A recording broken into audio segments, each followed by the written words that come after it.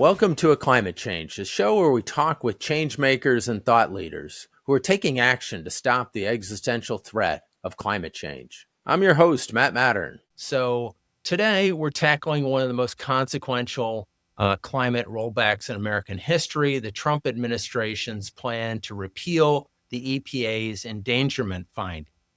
This landmark scientific finding, issued in 2009, forms the legal foundation of every federal climate regulation, from vehicle standards to power plant emissions.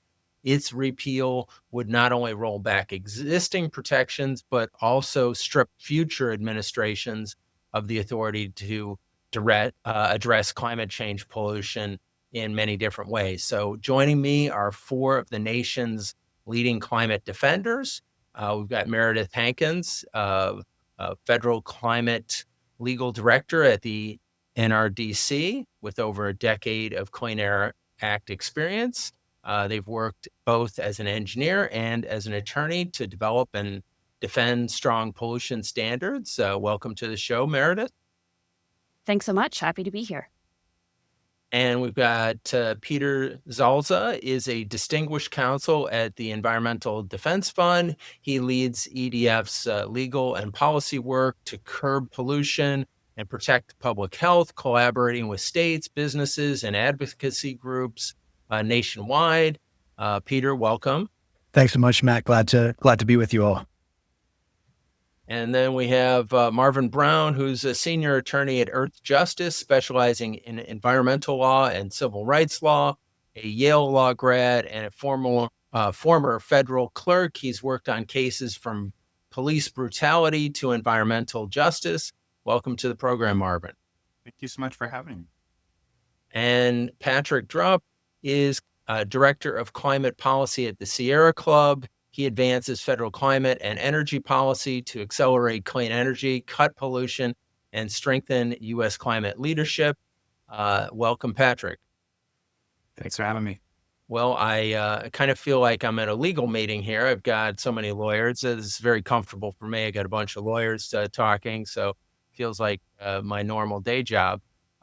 Together, these folks will help us unpack what this rollback means for our health, our economy, and our future, and how their organizations plan to fight back. Thanks, everybody, for joining. I want to remind viewers, if you have any questions, please throw them in the comments so you can be a part of the conversation. So folks out there watching who may not follow the ins and outs of environmental law, what's going on. Back in 2009, the EPA made it official that greenhouse gases like carbon dioxide are dangerous to our health and to our communities. And that finding is what gives the EPA the legal power to set limits on climate pollution from cars to power plants and factories. Now, the Trump administration is trying to erase that finding altogether. If they succeed, it wouldn't just roll back today's protections. It could take away EPA's ability to tackle climate pollution at all. We're not sure exactly what's going to happen. I'm going to be asking our experts on the panel as to how they see this playing out, assuming the worst case scenario occurs, which the endangerment finding is stricken. So let me turn to our panel. Did I miss anything? What else should our audience understand about the endangerment finding and why it matters so much? Well, I'll start with you, Meredith, and you can kick us off. Sure. So as you already described, the endangerment finding is actually a pretty simple and straightforward legal and scientific conclusion that greenhouse gases endanger public health and welfare. One would think that's not under debate, but as we're seeing now, perhaps it is. And what EPA was doing was really just exactly what the Supreme Court told it to do in Massachusetts versus EPA in 2007, where the court told EPA that unambiguously greenhouse gases could be considered pollutant under the Clean Air Act. That next step, the endangerment finding, was to say, yes, greenhouse gases are pollutants, and not only are they pollutants, they endanger public health and welfare, and therefore we are obligated to regulate them. It's supported by thousands and thousands of pages of technical analysis and documentation. The vast majority of climate scientists It was true in 2009, and it is only more true now as we have seen climate science continue to get ever stronger. It's pretty unbelievable that EPA is now trying to go back on its word and its obligation to protect public health, but that's what we have before us today. Well, I know that the IRA codified Massachusetts versus EPA, explicitly defining greenhouse gases as air pollutants. Shouldn't that protect us, or was it kind of legislative malpractice for the law to not have an endangerment finding in there as well? But I guess Congress could have do that legislatively and turn it over with this current Congress. What do you think? I'll go to Peter. Thanks, Matt. Yeah, I mean, there are a number of different things that it just, in our view, underscore the rock solid legal foundation that the endangerment finding rests on. You referenced one of them. So there is explicitly in the Inflation Reduction Act a definition of greenhouse gases. There's many others as well. So Meredith mentioned the Supreme Court decision in Massachusetts versus EPA. This is an unambiguous, clear finding from the Supreme Court that greenhouse gases are air pollutants. EPA has tried to issue a proposal now under the Trump administration to really directly reverse that. And we've had subsequent judicial decisions since then as well. So the DC Circuit considered whether the endangerment finding is lawful, upheld it. The Supreme Court didn't review that. That happened again just a couple of years ago. And so we have a really consistent track record, both in legislation and in judicial decisions that affirm the endangerment finding. So what do we see as the risk, Marvin, as to if the EPA was in fact to strike this endangerment finding, what's likely to follow? So immediately there's going to be litigation over that. All of the groups on this call are deeply involved in drafting comments and making sure that EPA has the best information about not just the science of climate change, but then also the legal foundations for the endangerment finding. We expect, afterwards, if they do take this proposal and make it final, all of the groups on this call will probably be engaged in litigation along with states all across the country and other groups that are very interested in climate change and making sure that EPA does uphold its obligation to protect public health and public welfare. And we'll see, that litigation first go to the DC Circuit and maybe up to the Supreme Court. But I think it's worth emphasizing that, there's still a lot of actions that people can take at the local and state level to combat climate change. EPA is taking this step that is incredibly dangerous. It puts all of our lives at risk. And there's a lot that we can all do to fight back against this. Well, Patrick, in terms of how this plays out, we're in the comments period, which is wrapping up soon. And explain, for the audience what the comments period is, why it's important, and what are you hoping to do to make it more difficult for the EPA to wipe out this endangerment finding? Yeah, so the open comment period is a standard part of pretty much every rulemaking that any agency makes. It's part of transparent government and good government to have public input on the decisions that the administration is making. So right now, we're in that public comment period. There were public hearings, 4 days of them, just a week or two. I'm almost forgetting when, but like a week or two ago, there were 4 days. Originally, there was scheduled to be 1 day. There was such an overwhelming amount of enthusiasm of people who wanted to get on and testify and show their support that they actually extended it for 4 days. And over those 4 days, hundreds of people came on, professionals and just concerned citizens to show that they don't agree with what the administration's doing here, that this is a dangerous step, that they don't agree with solidifying climate denial as the official position of the U.S. government. And there were only, a handful, we could probably count them on our hands, of people who supported the action. The open comment period for written comments is still open until September 22nd. Our groups are collecting thousands of comments, tens of thousands of comments from the general public. We're also, as Marvin mentioned, writing technical comments, that get into the legal aspects of things, as well as, the pseudoscience that they're using to put forward this repeal. So it's a really important part of just government. We encourage people to submit a comment, speak up, reach out to your member of Congress, write a letter to your editorial board of your local paper, post on social media. Like, you don't know how all of our organizations have toolkits and things for people to do that, to really get the word out there, not just flood the EPA, but, flood the media in general, to let them, to really make it clear to the public what's going on. Well, just for the audience sake, having litigated some situations where there were kind of public comment periods, and it was so important to have facts that are in the record, because if you don't have those facts in the record, you cannot argue them later. So what all of your organizations are doing are so vitally important, so that we have a factual record in which to argue down the road. So thank you all for doing that.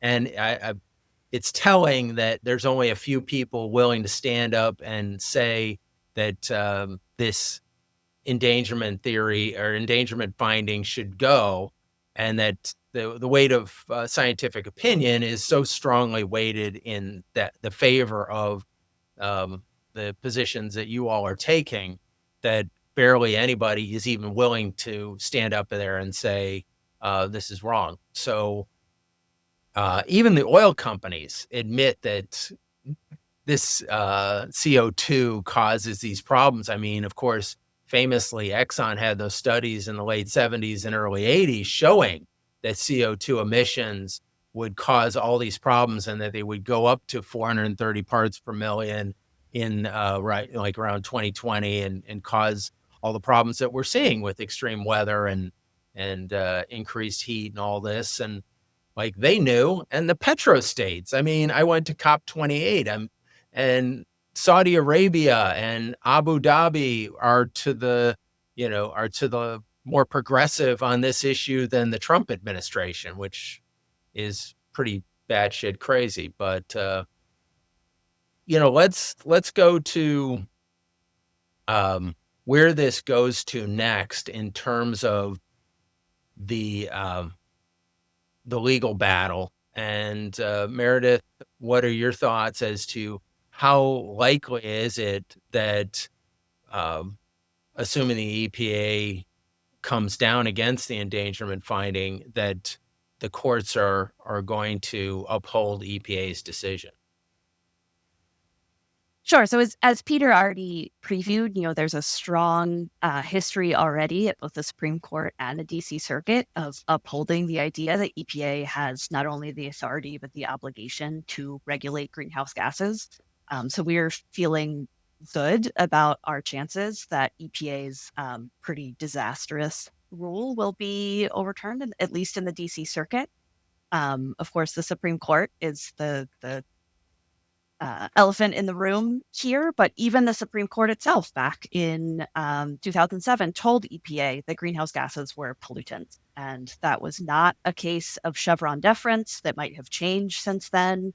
That was an unambiguous interpretation of the Clean Air Act. And so if the Clean Air Act has not changed since 2007, which it has not, then the decision should come out exactly the same way. And EPA's attempts to repeal the endangerment finding should go down. And I do apologize. My dog is barking in the background a little bit, so I might jump it to someone else. We haven't heard your dog barking, or he barks very nice. But I'm a little more concerned about it because I went back and looked at the decision, and Roberts was on the dissent, and a number of other people who are no longer on the court were on the 5-4 side that won. And I'm concerned that the court has leaned further to the right than it was. Peter, what's your take on this? Yeah, just to to underscore some of the points Meredith has made, the foundation here for this action is incredibly strong. So this is a decision, the 2007 Massachusetts versus EPA decision.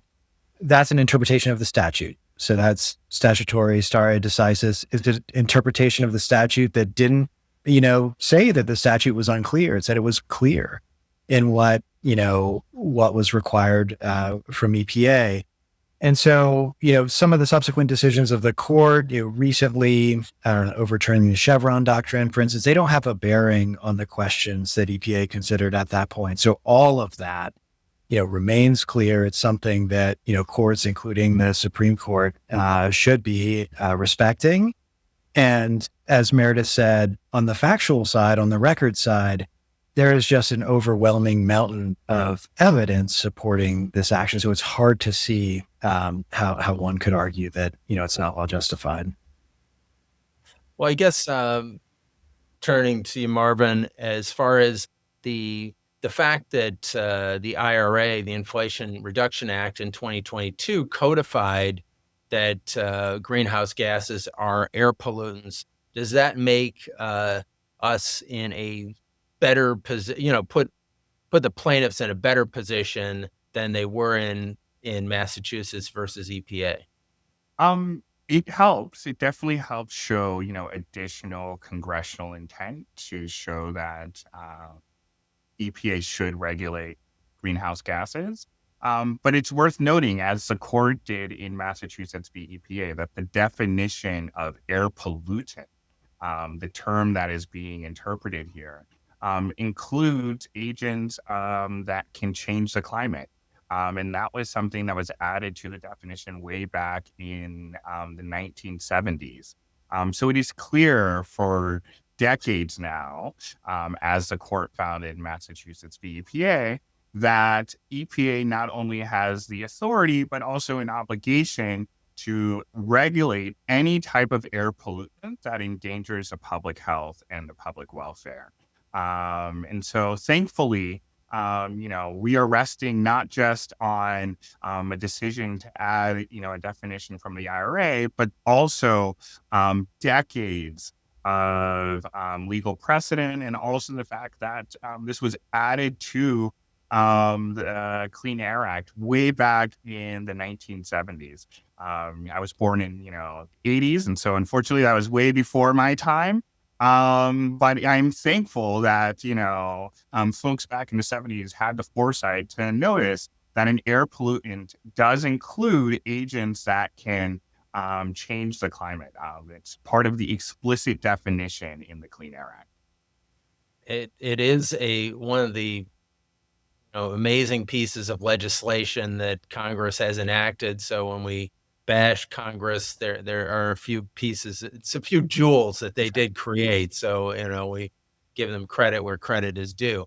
Patrick, what are your thoughts on how the Trump administration and maybe the court, the Supreme Court, deals with this?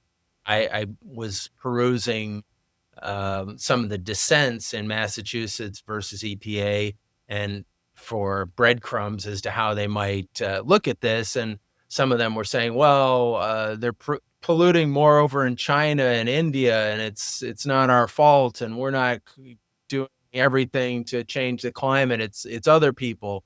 Do you see some of that kind of garbage happening, or some other tack that might be more artful, or can we hope for actual decency? Yeah, I mean, as the only non-lawyer on this call right now, I'm not going to give any opinion on the litigation pathway.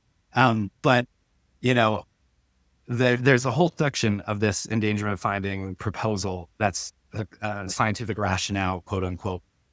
And that's pretty weak too. In addition to everything you heard, Meredith, Peter, and Marvin say about the legal strategy and how strong that is, the science doesn't hold up.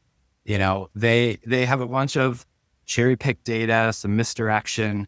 It's the straight old playbook out of it reads like a 2010 climate denial blog, and it's kind of ridiculous. It cites this study from the Department of Energy, a draft review of climate science that was illegally set up, and then reviewed, admittedly only in like 2 months, an incomprehensive review of all of climate science. And the endangerment finding took years to come together. There's been multiple IPCC reports, national climate assessments. All you have to do is look out the window, follow the news to know things are getting worse. So like none of the science, none of the citations, none of the foundation and the rationale for repealing this, they haven't done anything to prove that that CO2 and climate change isn't a threat. And that's what they're saying. They're just saying, don't worry, those wildfires that are getting worse and more frequent aren't dangerous to you. Don't worry, sea level rise that's making your house uninsurable on the coast isn't a problem, but they haven't backed that up with any actual scientific evidence whatsoever. And so, I have faith in my attorney colleagues to litigate this and take the best legal strategies, but they haven't really done anything to prove the most basic rationale for actually going after this. And that's because it's a political stunt. This is like red meat for this administration. It's a political stunt designed to benefit fossil fuel companies and billionaire corporations that are polluting our communities. Meredith, what's the next step in this process after the comment period ends? What will EPA do, and what's the time frame for them to do it? Sure. So once the comment period is concluded, EPA is obligated to review all of the comments that were filed, all of the scientific evidence that was submitted into the docket, and they are required to respond to all of those comments and evidence in their final rule. We have heard, and I know Administrator Zeldin has mentioned that these are a priority and they are trying to finalize these rules by the end of the year. That is an insanely fast schedule, which I think speaks to the likelihood that they are not going to adequately address many of our comments and evidence. In a typical administrative rulemaking process takes upwards of 2 years. So to go from proposal to final rule in less than 6 months is pretty unbelievable. But if that happens and we do see a final rule out by the end of the year, the Clean Air Act has a specific provision on jurisdiction that all nationally applicable rules, including something like this, must be challenged in the DC Circuit. And under the DC Circuit's rules, we'll need to file a petition for review within 60 days of the final rule, and then we'll be off to the races in terms of litigation.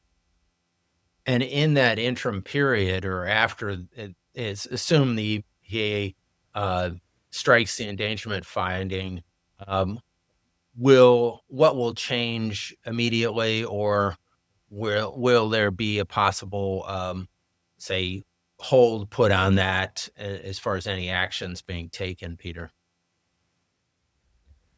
So, you referenced this at the start of the discussion, Matt, but there are a number of really vital that are part of this action, pollution standards for motor vehicles here, on-road motor vehicles. So these are passenger vehicles like cars and trucks, also medium and heavy duty vehicles like freight trucks and buses. And so part of what EPA is proposing to do here is to proposing to completely eliminate all of those standards.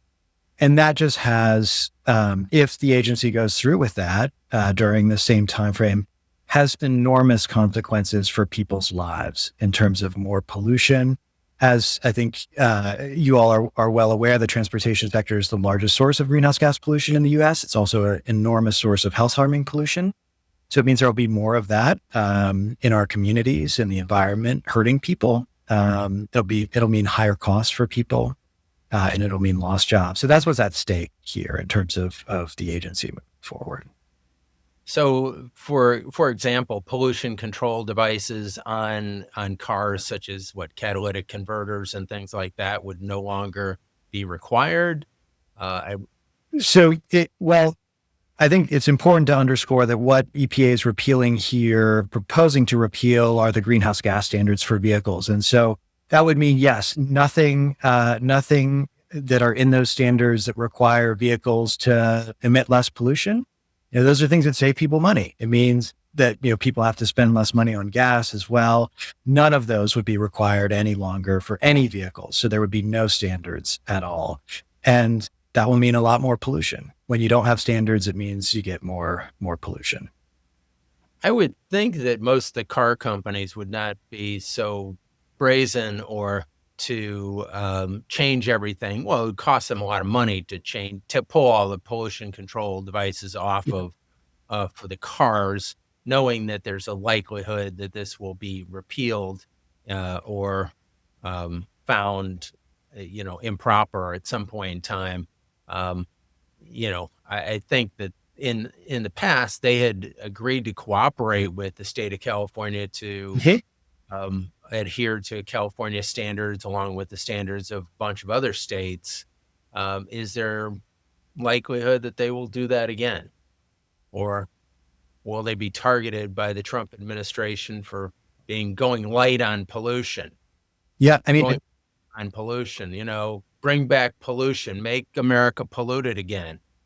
we've certainly seen a number of concerning efforts by the administration on that front. But I want to just go back to your earlier point, Matt, that businesses are making investment decisions based on the rational, predictable, stable framework that the endangerment finding helps to support.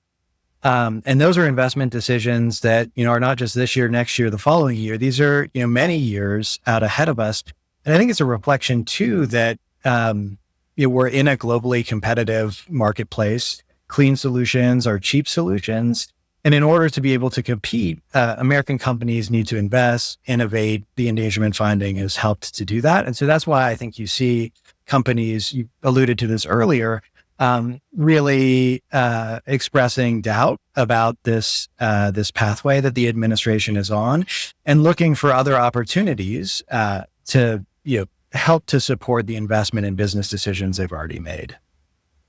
Well, I think from my experience, when I'm in other countries that don't have kind of California-like pollution control devices, I really notice what it's like walking around on the streets, breathing in the toxic stew of auto pollution. It is so much worse in other countries than it is here. So I can't imagine what it would be like if we took all those pollution control devices off and our air went back 50 years in terms of air quality. But Marvin, the EPA, I think, has argued that vehicle emissions are too small to make a measurable difference. How does that square with the science, and what does it mean for drivers and families? Yeah, it is does not square at all with the science, and it also doesn't square with EPA's own data, which you can go online and review, where they talk about the greenhouse gas emissions from vehicles. To just point to a recent report that was done by New York University's Institute for Policy Integrity. They did an analysis of emissions from the transportation sector, which I believe Peter mentioned earlier is the largest source of greenhouse gas emissions in the United States. And they found that over the last 50 years, the U.S. has emitted more greenhouse gases than the next highest emitting countries just from its transportation sector alone.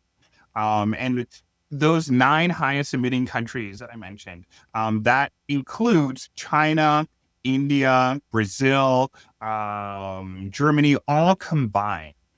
So the greenhouse gases from the U.S. transportation sector is incredibly large, also causes an incredible amount of damage. That report estimated that in 2022, which is the year that we have the latest complete amount of data, emissions from the U.S. transportation sector alone caused about $350 billion in damages to the climate, and over $53 billion in health-specific damages in the U.S. And that includes damage from heat stress or cardiovascular issues or smoke from wildfires. And so the U.S. transportation system, contrary to what the administration is saying, is a significant source of greenhouse gases.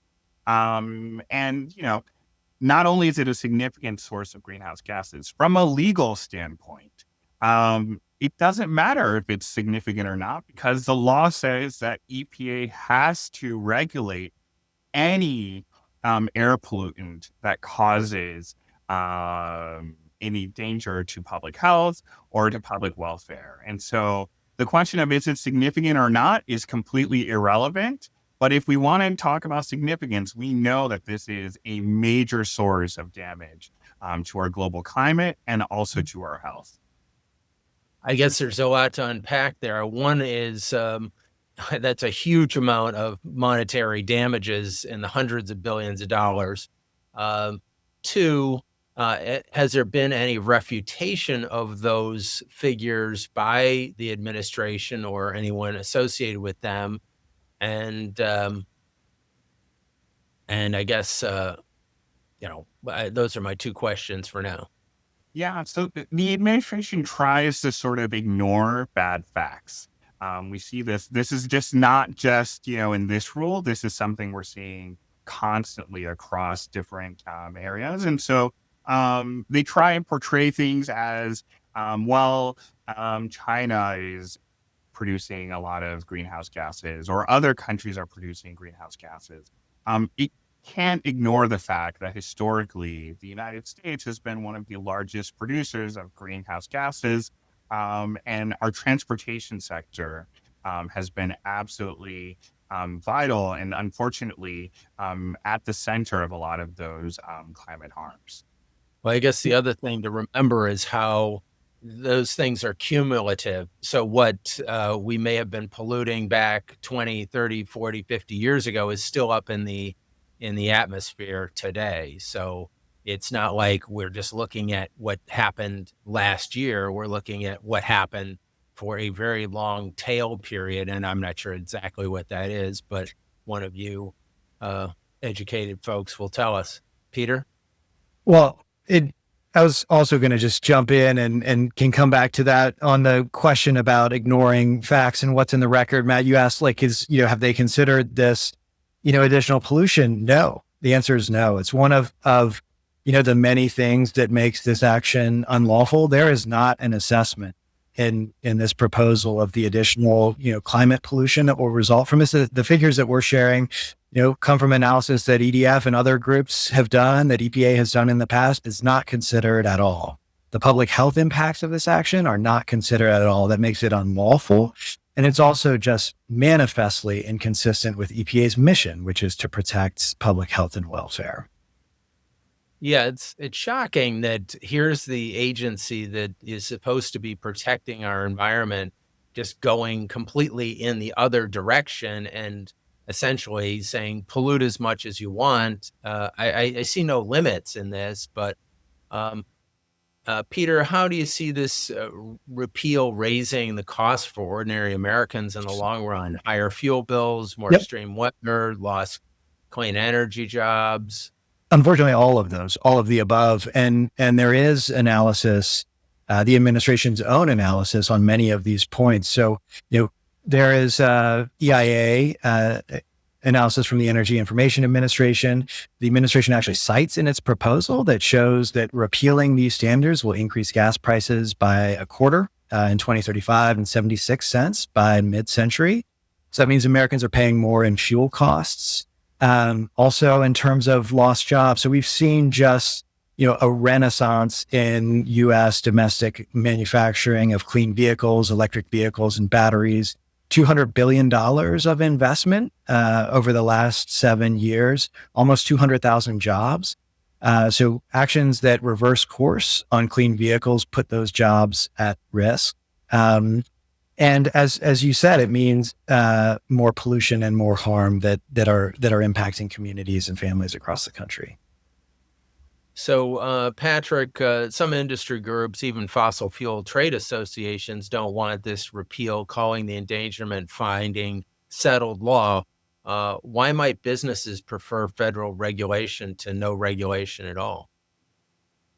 Yeah, I mean, I think businesses more than anything want stability and certainty, right? They want they plan things years out. And so when there's wild swings back and forth of standards and, protections from one administration to the next, that's really difficult. How can you plan out 5-10 year investments when you don't actually know what you're going to be required to do? And so, I don't know what all these fossil fuel companies are thinking. All of the actions so far of this administration, this EPA, have been, pretty much a gift to the fossil fuel industry, from deregulating mercury emissions to, trying to deregulate coal plant wastewater to this endangerment finding repeal. So, but I think they simply want to know what the regulatory, landscape is going to be for the next 5-10 years. And they know that going just wild swings back and forth is not good for their business. It's not good for their planning and their bottom line. How would this affect the endangerment finding and repealing it affect methane emissions and oil companies in particular that are emitting tons of methane? I can jump in on that. If that sounds okay, Pat. So EPA also has regulated methane pollution from the oil and gas sector, and many of the arguments that the agency is now making in proposing to repeal the endangerment finding, I think would really call into question the methane standards that EPA has separately adopted for the oil and gas sector. But we have seen, to your question, Matt, to Patrick's point, we've seen the American Petroleum Institute come out and say the federal government has an important role to play in regulating greenhouse gases. It speaks to, we might not agree exactly on what those standards should be, but it speaks to the point that Patrick was making about, the importance of a stable and predictable regulatory framework, because really, like, the problems don't go away, right? Like, we still have, an urgent need to reduce this pollution. The administration is just trying to take away a tool that's rational, predictable, has created a framework that has benefited certainly the environment, but also many businesses. So, could I just jump in with one more thing on that point? I think another issue that the regulated industry is concerned about is the chaos of 50 states. One of the original reasons the Clean Air Act was passed was because California had started regulating vehicle emissions, and automakers said, whoa, we don't want to have to comply with 50 standards. EPA, figure it out. And if EPA is now disclaiming that federal authority, it opens the door to more chaotic, fractured regulation. And you can see that in the power sector as well. In the Supreme Court case a few years ago, West Virginia versus EPA, we saw trade associations like the Edison Electric Institute, which represents investor-owned utilities, telling the Supreme Court that removing EPA's authority would be chaos, and that it was important to the power industry's planning that they had this strong federal framework in place, so they weren't subjected to 50 states worth of tort nuisance liability, for example. So it's another key part of that regulatory certainty is the importance of a federal framework. Well, of course, it is part of the Trump administration's ethos, I think, to go after California anytime California is trying to regulate pollution. So I'm not sure they will let California regulate. They'll say the federal government has preempted the field and you can't jump in and you can't regulate it. We're going to let no holds barred, pollute wherever you want, however you want. And you can't stop it, states. What do you think about how does that play out, Meredith? I know that's kind of gloom and doom, but it's kind of what it looks like to me. Sure. Well, it's a little hard for EPA to claim they're occupying the field if they're abandoning their posts by potentially repealing the endangerment finding, saying that EPA has no authority to regulate greenhouse gases. There's no authority left to displace states like California from setting their own vehicle emissions. So in one of the many ways in which this proposal is sloppy and will have unintended consequences is this potential opening of the door to states like California to protect their own citizens, regardless of what EPA is doing. That's a good point. Marvin, how would this rollback affect America's credibility and commitments on the global stage, especially when scientists say we're already at a tipping point at 1.5 degrees centigrade warming? It's very damaging. We know from research that other countries follow what the United States is doing and follow our lead. Um, but I do want to emphasize that in the same way that the effects of climate change is real, uh, the types of solutions that other countries are taking is also real. And we're seeing the US, sort of unfortunately lose its, global leadership in this space, and seeing others step up and doing really amazing things. When we talk about, for example, EVs, there was a great article in the New York Times recently about how Nepal is seeing a significant investment in EV vehicles across the country. We've seen, for example, in Pakistan, a massive solar boom among residential areas. And so this does affect our global standing and our ability to be global leaders.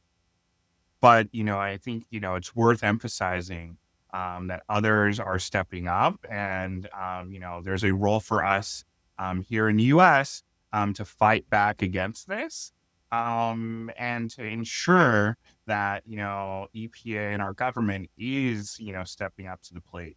On the EV side with the vehicles, I think it's worth emphasizing, for manufacturers, everyone recognizes that EVs are the future. And so by repealing these greenhouse gas standards for vehicles, we're not just, introducing more pollution into our communities, but we're also losing our competitive advantage. By these standards, we are helping to push manufacturers towards the technology of the future. And right now, the administration seems to be trying to run towards the technology of the past.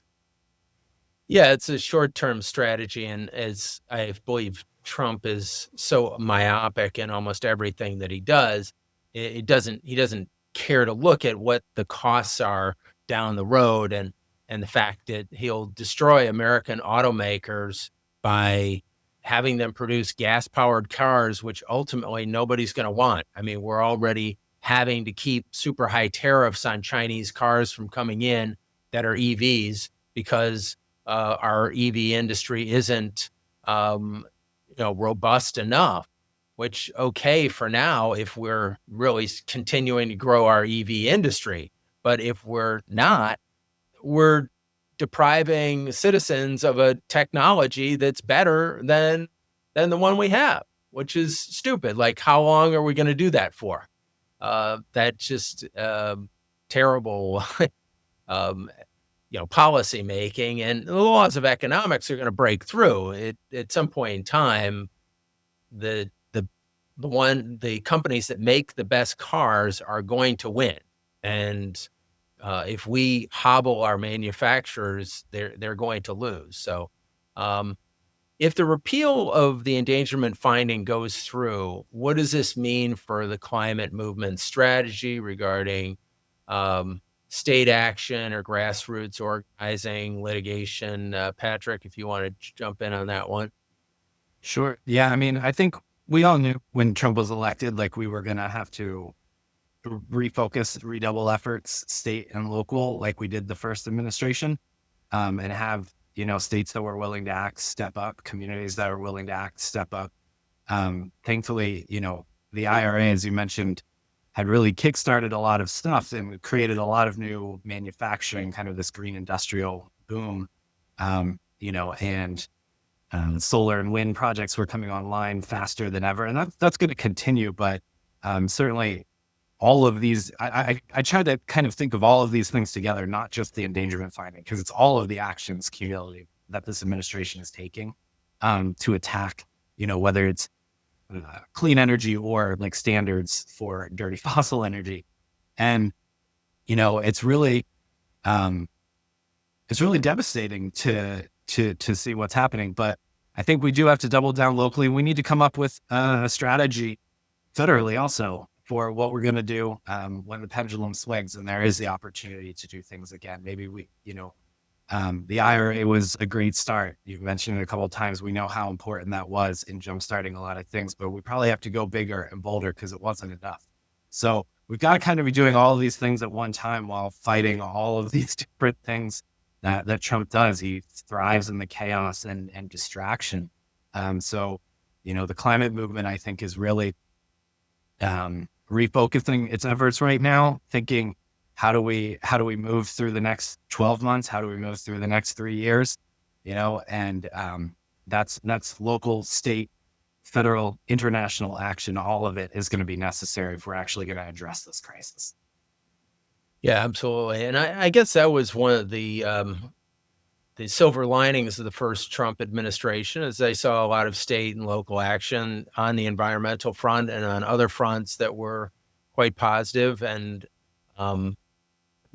put us in a good trajectory. But there's going to have to be even more effort because he seems even more resolved to destroy everything about the environmental movement, because I think he sees it as a political movement, not just an environmental movement. He sees anything that's environmental as a danger to him personally and his political power, because he's so against it. And so he's just intent on destroying everything in its path.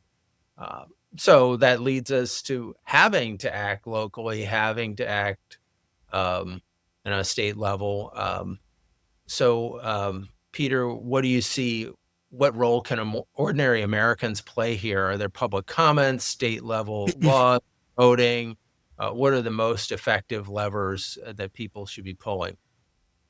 Yeah, I think, Matt, all of the above. So we mentioned earlier on this particular action, there is a public comment period that's open through September 22nd. All of our organizations have links to how you can submit a public comment.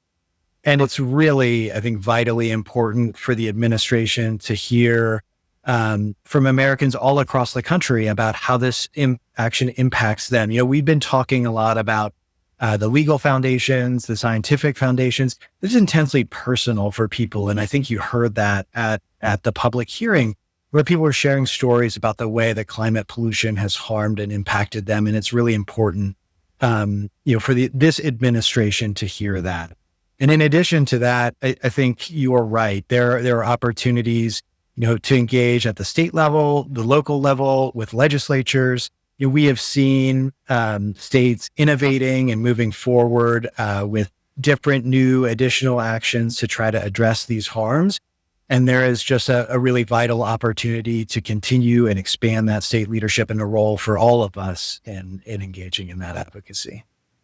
Well, Peter, I'd like to give you and the rest of our guests an opportunity before we sign off to give, your information and where people can contact, your organization and volunteer or donate or comment regarding the endangerment finding, and where they can find you on the internet and everything.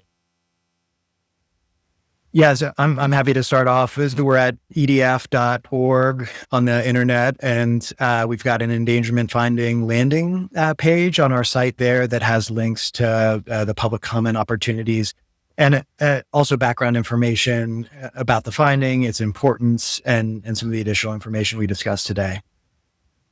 Thanks you so much. Meredith, to close, what gives you hope that even if this rollback happens, progress on climate action can continue, and also give us your organization info so that people can plug into what you guys are doing? Yeah, I will drop our action alert in the chat right now. Folks are welcome to use that template to contact EPA about the endangerment finding. I think what gives me hope in this moment is, some of the folks on this call, the way that the environmental community is really coming together and coordinating. And it's really been an all hands on deck fight. And that has been inspiring to see. I think what also gives me sort of a mixture of hope, as well as some sadness, is that, as Peter mentioned, climate is becoming personal. The impacts of climate change that used to be this amorphous, hypothetical thing that we've been talking about for 2 decades You can look right out the door right now and see it. You can look on your utility bill and see the prices going up.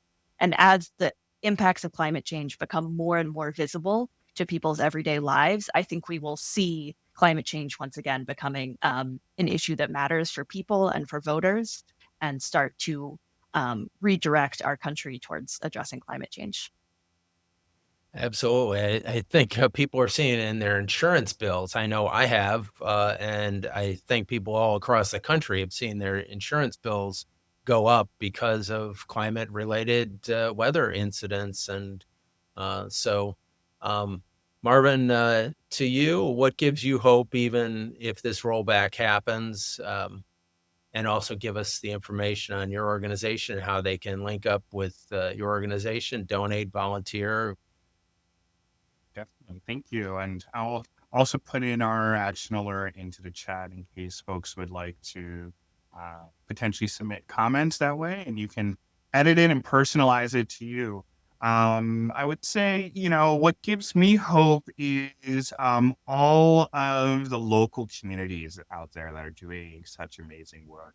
The day after the election, I ended up going to South Texas for an event with a client, and seeing the amount of work that is being done, and the amount of passion that folks had for their community, for the Rio Grande River, and also for, reducing air pollution, was incredibly inspiring. And so I take hope from, taking action, but taking action in community and being with others who are working to change things really gives me a lot of hope. And I, would describe myself as an eternal optimist. And so even in the face of some big headwinds, I still feel optimistic that, over the long arc, it's still going to bend towards justice.